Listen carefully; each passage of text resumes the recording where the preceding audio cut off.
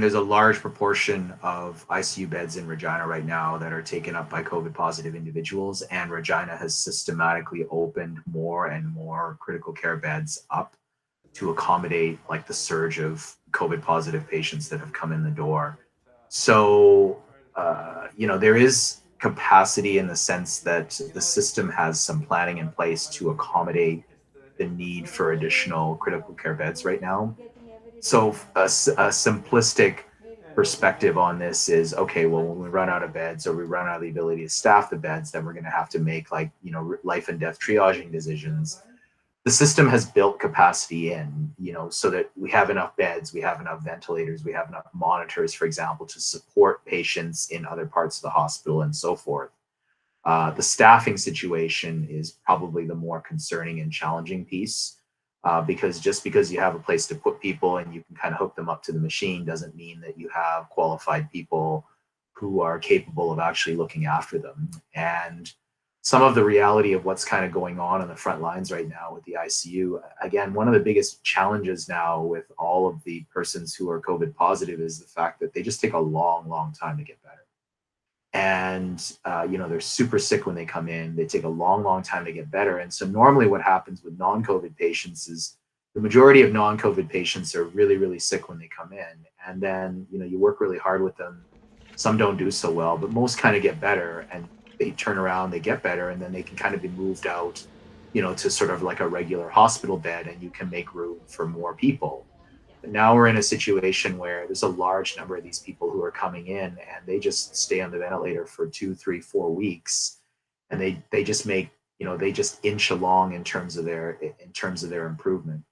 So that not only takes like a physical toll in terms of like the amount of resources, the number of beds, the number of ventilators you need, but it also takes like a mental toll on the frontline staff, the nurses and the RTs, like the respiratory therapists, especially, who are really kind of doing the day-to-day sort of minute-to-minute kind of work with the patient. And it can be discouraging when you're spending literally 24/7 with a patient and you're literally seeing like minimal to no improvement or ongoing deterioration. It's just the morale piece around that is just kind of hard to get around. So there's no escaping the fact that that's taking a toll on our frontline teams in critical care units. And again, critical care nurses and respiratory therapists don't exactly grow on trees. Like, they're a very specialized group of professionals. So staffing is probably going to be the biggest concern, from a resourcing perspective. I mean, even from a physician perspective, I think, there is some additional capacity built in to allow for more physicians to kind of look after these people, but it's really those minute to minute bedside staff where it could become problematic sooner rather than later. It's not like it goes from black to white. I mean, so basically the system responds depending on the stressors. And so that's, for example, what's taken place here in Regina over the course of the last week. I think it's been stated reasonably widely that our normal critical care capacity is 28 ICU beds. And I believe we're up to 43 now.